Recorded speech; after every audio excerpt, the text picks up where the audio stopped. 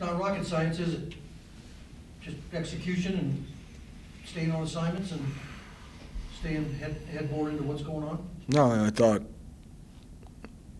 don't think there's any coincidence that that's the best we've played, but that's the best that we followed a game plan for almost 40 minutes, I would say. And obviously when you add somebody into the rotation like Dallas and he performs like he did tonight, which was, we knew he's a good player, but to have that performance in your first game in over a year is in that atmosphere, in that game, that situation is pretty special. So that was a big shot in the arm, and I think our guys fed off his energy and his performance, and that gave them a lot of confidence. B.J., let's talk about the defense. I mean, they end up shooting 38-6, and that's a credit to some of your kids in terms of, on the ball, like they said. And I think that with that in mind, that really it kind of becomes the equalizer, does it not? Well, that's our goal. That's a pretty lofty number. Yeah. Our goal every game is 39, and we haven't been close to it yet this year. So hopefully this is a learning tool. We've shown that we're capable, which is sometimes a dangerous thing for a young team when they've shown what they're capable of, because now we get to, as a staff, hold them accountable to it and expect that of them. But this will be a great confidence boost for them. Again, I think maybe they were wondering what they were capable of, and tonight they showed it. Can you talk about the fact you really didn't let any one person on their team hurt you? They've got a couple guys that can take some things over and make things happen. I don't think your kids even thought about it. Yeah, there was some pro scouts in the arena tonight for a reason, and so again, our guys, I'm awfully hard on them when they don't meet our expectations, and so they deserve all the credit tonight. They're the ones that rose to the occasion. They're the ones that took the assignments and execute them. They're the ones that took on personal challenges and fulfilled them. So I couldn't be happier. I couldn't be prouder. Jordan Wilson is really, and you talked about, I don't know, a week, 10 days ago that you saw a big difference. You look like a completely different person from one game to the next. Has that continued in terms of what he's bringing on the floor? Yeah, I think I don't want to take anything away from him, but I saw a different Jordan Wilson on the defensive end tonight, and I think a big part of it was having Dallas out there because I think certain times he's not felt alone, but almost like he's on an island out there trying to pressure the ball and do some things.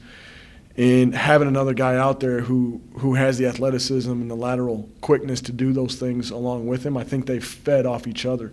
So when you put those two and Jordan Davis out there, who I think all three have that ability, now that helps our defense an awful lot. When people have trouble getting by you, it solidifies your defense out front and limits your rotations, and that's how you get a 38-6 number that we got.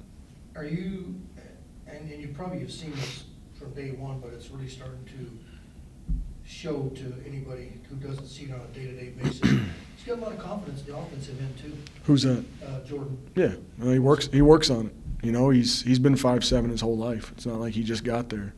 So he knows how to score, and he's starting to get that swagger about him that we saw as a high school kid, and that's a natural progression. Game's starting to slow down for him as a third-year guy. He's starting to be a point guard mentally, which is huge for our team. He's getting eye contact with me. He's talking to me more to communicate with his teammates about what we need to do, and that's what leaders do. That's what point guards do. Were you overly concerned about possible mismatches going into this thing? Oh, you always are. I mean, with their size and athleticism, Mm-hmm. And then it's always how they rebound the ball. Coaches' teams are always known for how well they rebound it, and so for us to beat them on the boards by 7 is a huge mark for our guys. And again, I just hope it gives our guys confidence. But very proud of them in the way they defended and the way they rebounded. That's something that I want our identity to be. It's something I fought them on for over 2 years, and I'm hoping now this gives them confidence and shows them that can be their identity. How many game films of them did you take a look at in the last 3-4 days? Me personally? Mm-hmm. Oh, maybe 2.5. Which games were they? The most recent ones. And that's, again, it's with them, with their system offensively, it's you're not going to prepare yourself.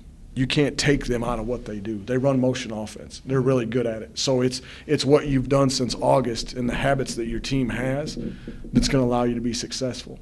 There's not a single ball screen or a single, stagger action that you can take these guys out of.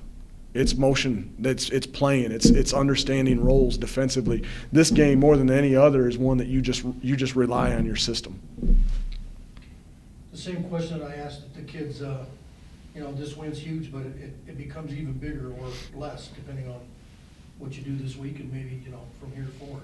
Yeah, this week's a tough test because you've got two different styles. Right.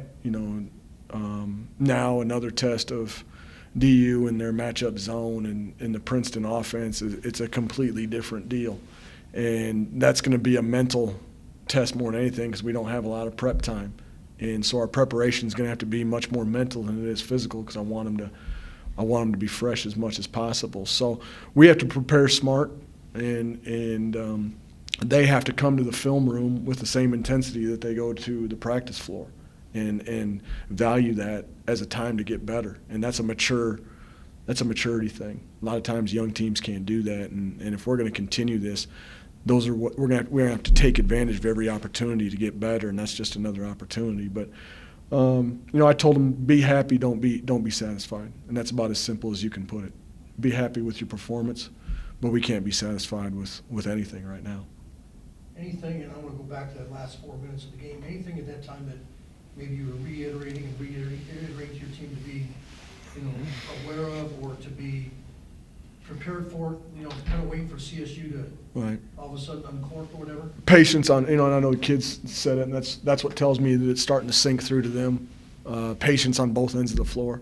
You always talk about patience on the offensive end, giving their defense a chance to fail, not taking a me shot trying to be a hero, but giving their defense a chance to fail, getting the ball swung from side to side, and then getting a ball screen late for Jordan or Dallas or somebody that can go make a play and make them make a decision on how they were going to guard it is all we talked about.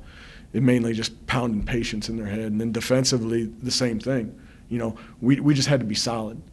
There's no reason to gamble and try to make a great play, a great steal to secure the win. Just be solid, make them run time, make them hit a jump shot over a hand, and as soon as they take it, 5 guys got to box out because they're coming to go get it.